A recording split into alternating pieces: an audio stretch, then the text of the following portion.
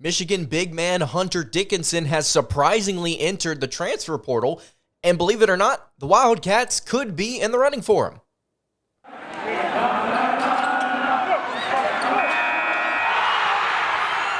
You are Locked On Kentucky, your daily podcast on the Kentucky Wildcats, part of the Locked On Podcast Network, your team every day. All right, what is going on, Big Blue Nation? Welcome on into Locked On Kentucky, your daily Kentucky Wildcats podcast. I'm your host, Lance Dawe, writer for Sports Illustrated for various SEC-related things. But on this podcast, we take a dive into all things Kentucky athletics. This episode is brought to you by FanDuel Sportsbook, the official sportsbook of Locked On. You can make every moment more by visiting FanDuel.com/LockedOn today to get started. On today's episode of Locked On Kentucky, we are going to be diving back into the transfer portal with a player that I'm not going to lie to you, I am surprised that Kentucky apparently may have the ability of pursuing, and that is Hunter Dickinson. We're going to talk about maybe where he would slide in.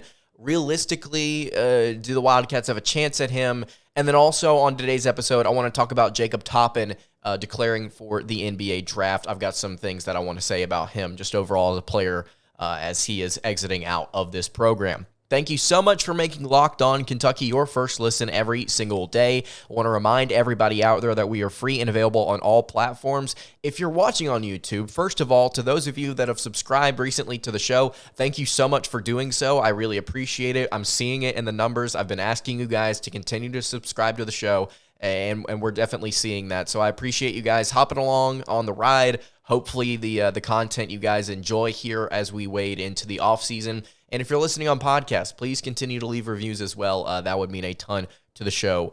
All of your listens mean a lot to the show. So let's go ahead and get into it. Kentucky basketball apparently could be in the running for Hunter Dickinson. So this news broke about an hour and a half ago, maybe a little bit less than that. And immediately I was like, oh, that's interesting. Probably not going to talk about that on my show. Although we have talked about a couple of different big men already on yesterday's show. If you want to go back and listen to it, we listed 5 different transfer portal players the Wildcats could pursue. If you guys want to go kind of educate yourself on some names in the portal, just overall, some of them may end up being contacted by Kentucky. I know certainly a couple of them have been. Go check that episode out. But Hunter Dickinson, I'm like, you know what? He's been in college for quite some time. Maybe he'll go somewhere else. Not really quite sure what his role would be with the Wildcats.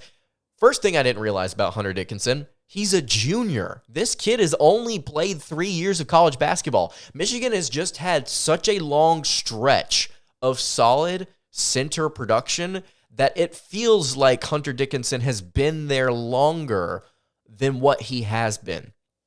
That's the first thing I want to point out about Hunter Dickinson. The second thing is Travis Branham of 24/7 Sports. He's one of their national analysts. He pointed out after Hunter Dickinson entered the portal that Dickinson took an unofficial visit to Kentucky during his time in high school. Could be something to watch. That is from Travis Branham. If you do not know who that is, again, one of the biggest names in college basketball in terms of analysts out there. Certainly a huge presence on Twitter whenever it comes to different things like this happening. Kyle Tucker of The Athletic, some of you guys may know him, quote tweeted Travis Branham and said, if you lose Onyenso but gain Dickinson, that'd certainly flip what the H is going on here narrative. That will start if Onyenso goes portaling. So you and I have talked recently on the show about who I think will stay for Kentucky and who will go. Obviously, Jacob Toppin, one of the guys that recently announced that he'll be leaving. Going to talk about that in a little bit. But I thought that we would feel pretty comfortable about Onyenso's status with the Wildcats and him staying with Kentucky because of what Onyenso had to say at the end of the season. Now, here are a couple of things that I pointed out even in that conversation that you and I had about Onyenso. While that may be my basis for explaining why I think Ugonna is going to come back for Kentucky, and he's going to be there with Aaron Bradshaw, and maybe he even starts at the 5, right? While that was my basis, there's also the possibility of, in the heat of the moment, with a lot of emotion and just passion going around in that room after Kentucky lost that game to Kansas State. I mean, you can't sit there and say you're not going to come back if you're asked about your status. You can't sit there and say, oh, I'm not going to come back in the heat of the moment like that. Now, maybe after you have some time to evaluate it, some time to process it, think about it, maybe you say in an interview, as you've seen several players that may potentially enter the portal here over the next few weeks, say, I'm going to take some time to evaluate things and kind of think things over, going to talk to my parents, going to talk to the coaching staff, going to make a decision that's best for me. But in that moment with Ugonna saying, I can't wait to be back next year, or whatever he said, I mean, you can't, how accountable can you hold him for that statement in the moment, especially considering the implications of who he is as a person and what his status was with the program to begin with. If he just flat out said after he lost to Kansas State, like, yeah, I'm probably going to leave, or I'm considering leaving. Even in that moment, I don't think anybody in that moment's thinking about that. At least not most players, I would assume. So Ugonna could very well leave. I still think he's going to stay. But as Kyle Tucker pointed out, if there is a trade, if there's a swap here for Dickinson, then I think that would be great. We talked about as much with Jamarian Sharp of Western Kentucky, right? Tallest player in the transfer portal at 7'5". We had an episode recently about him as well. Dickinson would arguably be a more productive 5. Look at his numbers over these past 3 seasons for the Michigan Wolverines. In his freshman year, he averaged 14.1 points per game. He shot 59% from the floor. In his sophomore season, he averaged 18.6 points per game. He had 1.5 blocks, 8.6 rebounds, 2.3 steals. This kid did it all while shooting 32% from 3, might I add. And then this year, he averaged 18.5 points per game, 9 rebounds, 1.5 assists, almost 2 blocks a game, only averaged 2 fouls per game, less than 2 fouls per game, and he shot 42% from deep. I think this kid would be a great addition to Kentucky for what they want out of their entire lineup, which is scoring and solid defense at the rim. I think he would be perfect. He runs the floor. He can shoot the 3. He can distribute the basketball. He's a versatile piece. He's a versatile weapon. The fact that he's even in the portal to begin with is shocking to me. It's very similar to the Caleb Love situation of, man, what the heck is going on here, right? With Caleb Love entering the portal as such a talented player at North Carolina. Dickinson would be, I can't say it enough, he'd be a phenomenal addition. At 7'1", 260 pounds, going into his senior season, technically has a COVID year. He could stay for another year if he wants to. The fact that I wouldn't have talked about this today if there had not been smoke from 2 different people on Twitter that would be in the know about the situation here with Ugonna and Onyenso and potentially Hunter Dickinson being contacted by Kentucky. Now, I know that Dickinson actually already has a couple of offers. I know that a couple of different teams have already reached out to him, Bryant being one.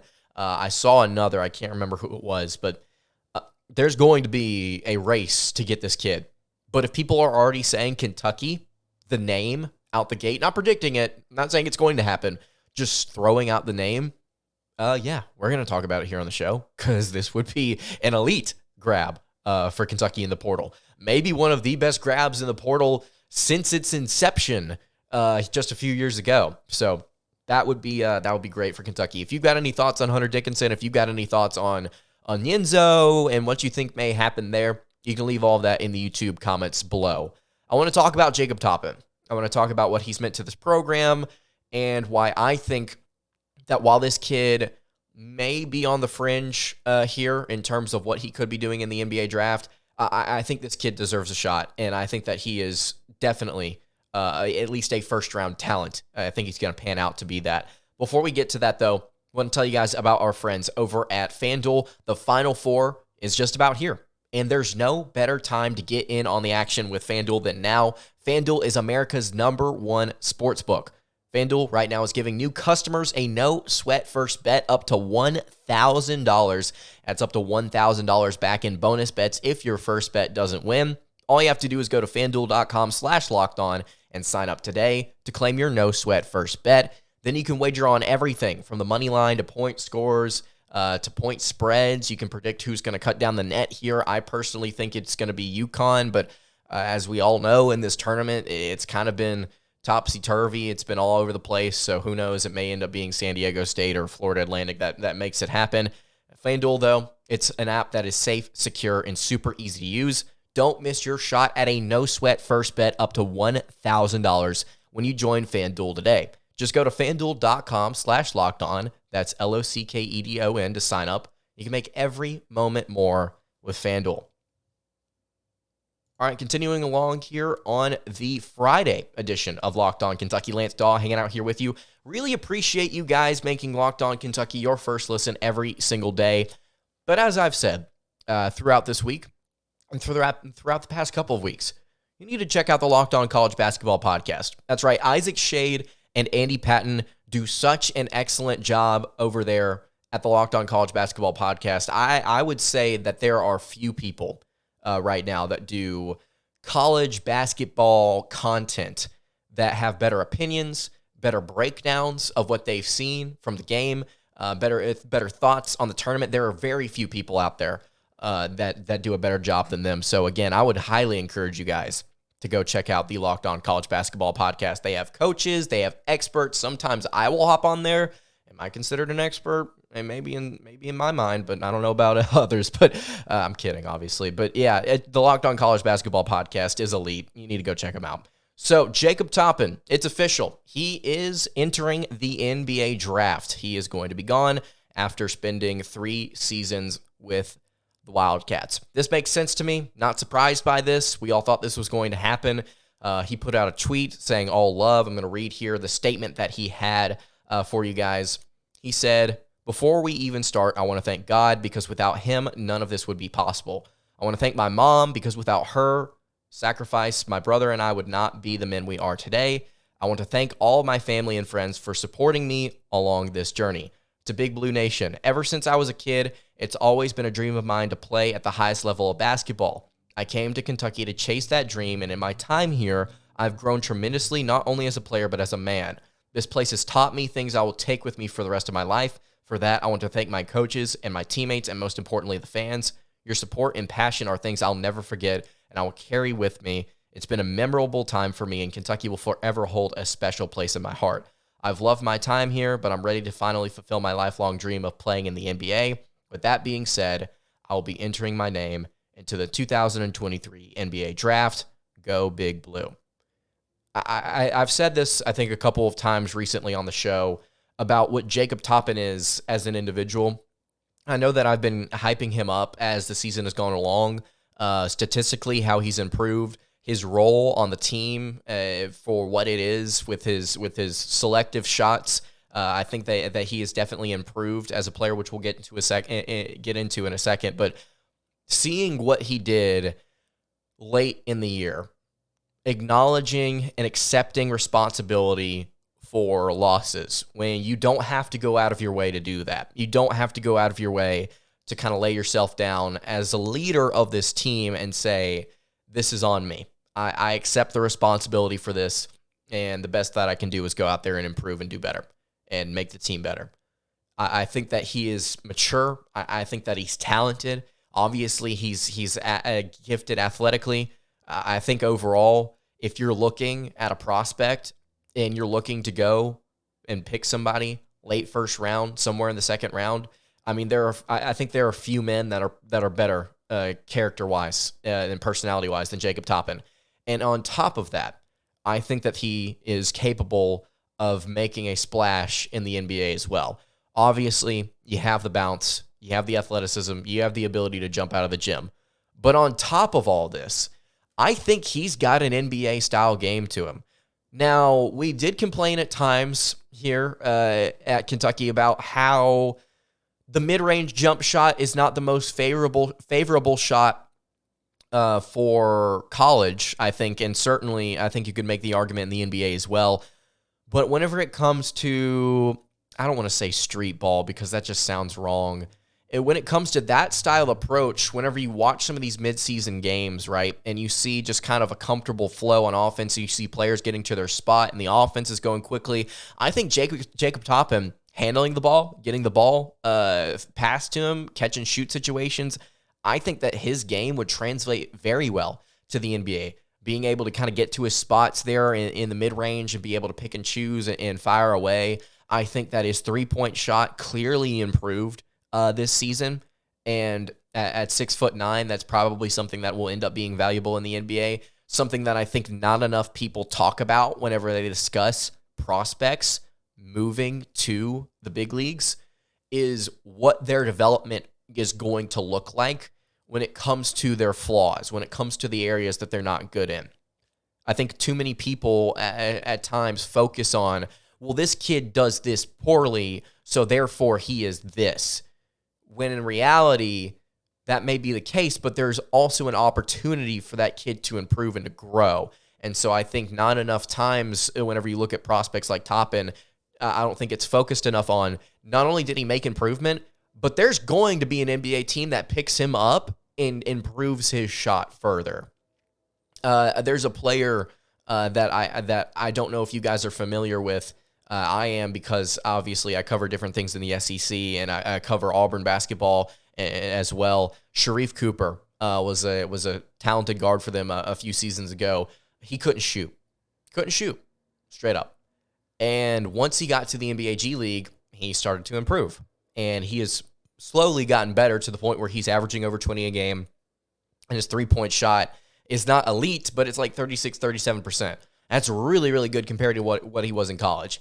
If Jacob Toppin can prove down the stretch here with his selective three-point shooting that he can be that guy, that just hits at like a 38, 40% clip. I think that in the NBA, somebody can develop him and work on his shot to the point where with a higher volume, he is still as consistent percentage-wise from beyond the arc. I hope that makes sense. Point being, I think this kid can be developed once he gets to a better league with more coaches to kind of individually work on what he needs. Not saying that Kentucky wasn't doing that. I think at times when you look at the college game, there's obviously development going on. There's obviously improvement, working on your kids, making them better. But at a place like Kentucky, the point is to get you to the NBA, right? Like, that's the pitch. That's one of the biggest pitches. But at the same time, something that Cal said that I think rings true for Kentucky, and I think it rings true for other programs as well, is the point in college, like for instance for football, the point in college football is not to make sure that a kid is working on his mechanics and becoming elite in that department and focusing on individual performance. Obviously, that's a thing that happens, but it's not the focus. The focus is winning games on Saturdays. For college basketball, the focus is winning games on Tuesdays, Thursdays, and Saturdays. You need to go out there and you need to win. That's what this coaching staff's trying to do, first and foremost. So when you look at a guy like Jacob Toppin, when you look at guys like Will Levis, when you look at guys like Anthony Richardson, right, you see them have flashes. They have moments. But they're confined, I think, in the situation that they're in for various reasons, I think most of which are clear, playing in college, the talent surrounding them, what their coaches are. I'm not saying Cal has a bad staff. I'm not saying Cal is a bad coach. I'm just saying once he gets to the NBA, once Toppin gets to the league, there's going to be people that help him improve his shot in a way that it was not clicking at Kentucky. I think that's fair to say. I don't think that's off. So Toppin, right now, I think that athletically is one of the more gifted players in this NBA draft in terms of bounce, in terms of explosion. I think in terms of character, he's definitely one of the best players I think that you could possibly pick in this draft, period, full stop. And then on top of that, I think he's got the upside. I think he's got the potential to become something that develops with an NBA-style game already in mind. So I'm excited about Toppin. I'm excited to see where he goes. If you've got any thoughts on Jacob and what he meant to this program and what you think he could do at the second level, you can leave that in the YouTube comments below. That's going to do it for today's episode of Locked On Kentucky. Again, thank you guys so much for watching, tuning in. If you are not subscribed already, I will ask you one more time today, please sub. It would mean a ton as we try and get closer to 4,000 subs here, and we wade deeper into the offseason. So you can follow the show on Twitter at Locked On UK. You can follow me on Twitter at LanceDawe_, and you can follow the show over on Instagram. That is at Kentucky Podcast. Any questions, comments, concerns, you can leave them in the YouTube comments below, or you can hit me on the socials. I will see you all tomorrow. No, on Monday for another episode of Locked On Kentucky. Hope you guys have a great rest of your day, and God bless.